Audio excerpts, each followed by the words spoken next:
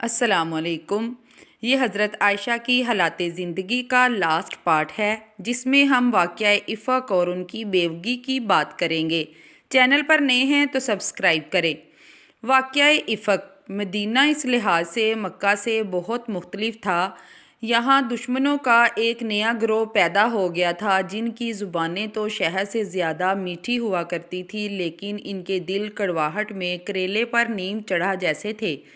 انہیں دشمنی نکالنے کا موقع نہیں مل رہا تھا، اور یہ بات لازمی ہے کہ دشمن کو جب کوئی موقع دشمنی نکالنے کا ہاتھ نہیں لگتا تو وہ کوئی ایسی اوچھی حرکت کرتا ہے جو براہ راست دل کو زخمی کرتا ہے۔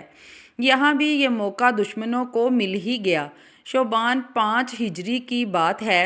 حضرت صلی اللہ علیہ وآلہ وسلم کو یہ خبر ملی کہ بنو مستلق کے سردار حارث بن ابی ضرار اپنی قوم کے ساتھ آپ صلی اللہ علیہ وآلہ وسلم سے جنگ کے خواہش مند لوگوں کے ایک گروہ کے ساتھ جنگ کے لیے نکل چکا ہے۔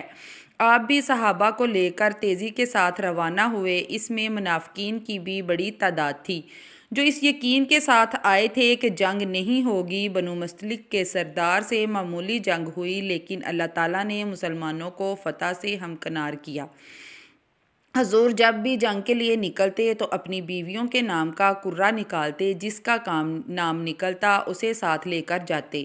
اس غزوہ میں کرہ فال حضرت عائشہ کے نام نکلا۔ انہوں نے اپنی بہن سے عارتاً ہار لیا اور آپ کے ساتھ چلی گئیں۔ جنگ ختم ہونے کے بعد کوچ کے وقت سے پہلے حضرت عائشہ ضروری کام کے لیے خیمہ سے کچھ دور اس یقین کے ساتھ چلی گئیں کہ قافلے کی روانگی سے پہلے واپس آ جائیں گی، لیکن وہاں ان کا ہار گم ہو گیا اور وہ تلاش کرنے میں لگ گئی، جس کی وجہ سے تاخیر ہو گئی۔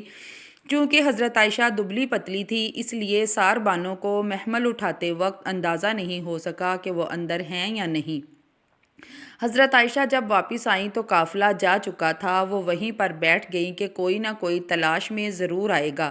صفوان بن معطل صحابی کی ذمہ داری باقی ماندہ اور چھوٹے ہوئے سامان لے جانے کی تھی۔ وہ جب وہاں پہنچے تو حضرت عائشہ کو پہچان لیا، کیونکہ پردے کے احکام نازل ہونے سے پہلے انہوں نے انہیں دیکھ رکھا تھا۔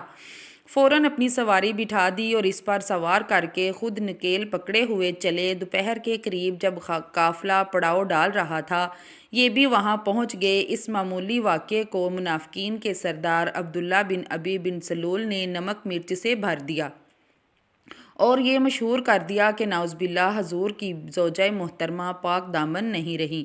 یہ واقعہ افق یعنی بہتان کے نام سے جانا جاتا ہے۔ مسلمانوں میں سے سوائے 3 افراد کے وہ بھی غلط فہمی کا شکار ہو کر کوئی اس افواہ میں ملوث نہ ہوا۔ البتہ منافقین نے خوب بگلیں بجائیں، لیکن اللہ تعالیٰ نے وحی کے ذریعے سے حضرت عائشہ کی پاک دامنی کی گواہی دی۔ ارشاد ہوا، جن لوگوں نے بہتان باندھا ہے تم ہی میں سے ایک جماعت ہے، اس کو اپنے حق میں برا نہ سمجھنا، بلکہ وہ تمہارے لیے اچھا ہے۔ ان میں سے جس شخص نے گناہ کا جتنا حصہ لیا اس کے لیے اتنا ہی وبال ہے، اور جس نے ان میں سے اس بہتان کا بڑا بوجھ اٹھایا ہے اس کو بڑا عذاب ہوگا۔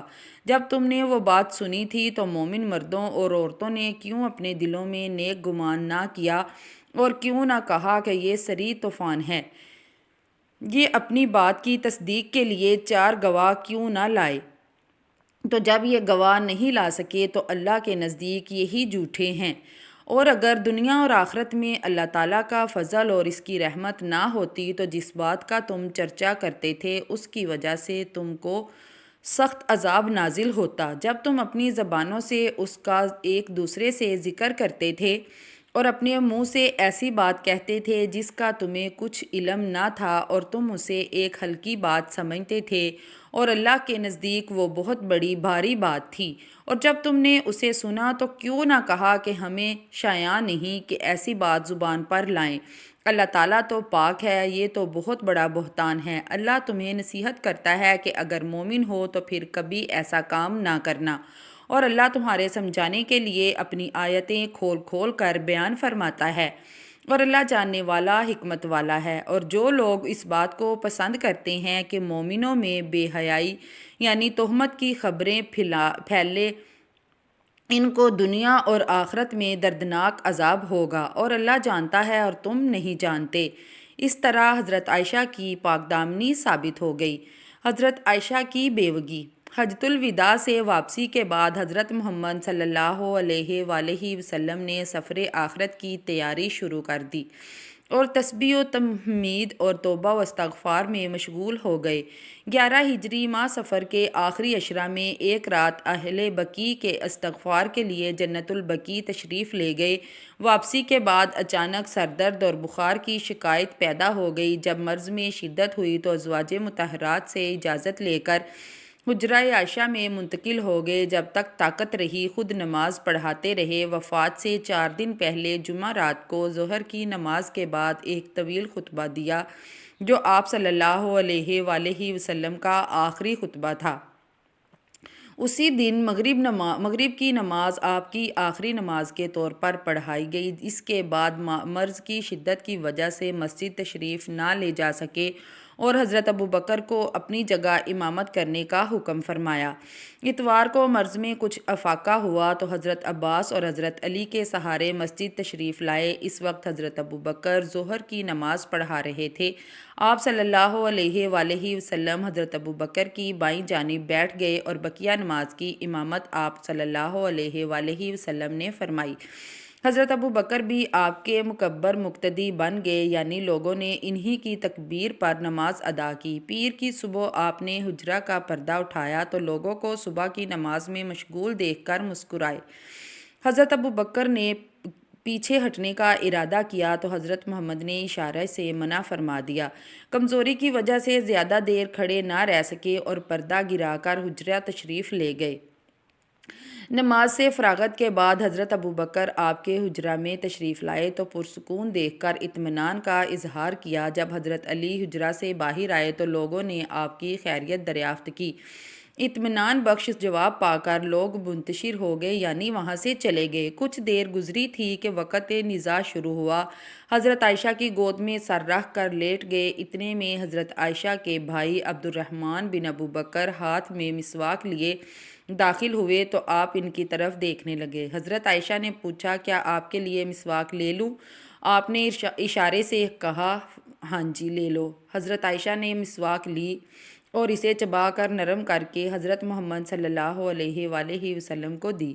آپ کے قریب میں پانی کا ایک پیالہ رکھا ہوا تھا۔ تکلیف سے بے تاب ہو کر اس میں ہاتھ ڈالتے اور منہ پر پھیر لیتے اور کہتے، لا الہ الا اللہ، اللہ کے سوا کوئی معبود نہیں، بے شک موت کی بڑی سختیاں ہیں۔ پھر چھت کی طرف نگاہ اٹھائی اور ہاتھ اٹھا کر فرمایا، اے اللہ، میں رفیق اعلیٰ میں جانا چاہتا ہوں۔ زبان مبارک سے ان کلمات کے ادا ہوتے ہی روح مبارک عالم بالا کو پرواز کر گئی اور دست مبارک نیچے گر گئے۔ یہ روح فرسا واقعہ پیر کے دن دوپہر 12 ربیع الاول کو پیش آیا۔ آپ صلی اللہ علیہ وآلہ وسلم کی وفات کے ساتھ تمام ازواج مطہرات بیوہ ہو گئی۔ انہی میں حضرت عائشہ بھی تھی۔ اس وقت ان کی عمر 18 برس تھی۔ بیوگی کی حالت میں تقریباً 40 سال انہوں نے گزارے۔ حضرت عائشہ کے والد کی وفات۔ حضور نبی کریم صلی اللہ علیہ وآلہ وسلم کی وفات کے بعد حضرت ابوبکر خلیفہ المسلمین بنائے گئے۔ ان کا زمانہ تقریباً 2 سال رہا۔ 13 ہجری میں انہوں نے وفات پائی اور اس طرح شوہر کی وفات کے 2 سال بعد ہی والد محترم کے انتقال کا صدمہ بھی حضرت عائشہ کو جھیلنا پڑا۔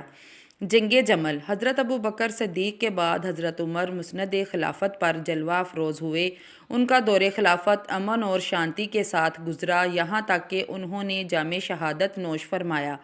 اب حضرت عثمان خلیفہ منتخب ہوئے۔ ابتدائی زمانہ تو ٹھیک ٹھاک رہا، لیکن پھر شورش ہونے لگی، یہاں تک کہ کچھ بدماشوں نے حضرت عثمان کو ان کے گھر میں ہی شہید کر دیا۔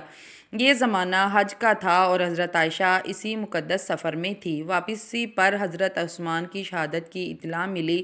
کچھ آگے بڑھی تو حضرت طلحہ اور حضرت زبیر ملے۔ انہوں نے مدینہ شورش زدہ حالات سے باخبر کیا تو واپس مکہ آ گئی۔ لوگوں کو جب معلوم ہوا تو ہر طرف سے وہاں پہنچنے لگے۔ حضرت عائشہ نے اصلاح کی طرف لوگوں کو بلایا۔ اس کے لیے لوگوں میں منادی ہوئی اور ایک بڑی جماعت حضرت عائشہ کے ساتھ چلنے کے لیے تیار ہو گئی۔ مکہ سے وہ لوگ بھی شریک ہو گئے جو فتنہ پرور تھے۔ حضرت عائشہ کے قافلے نے بصرہ کا رخ کیا۔ ان کا اصل مقصد اصلاح کی دعوت اور حضرت عثمان کے قاتلین کی بے کنی تھی۔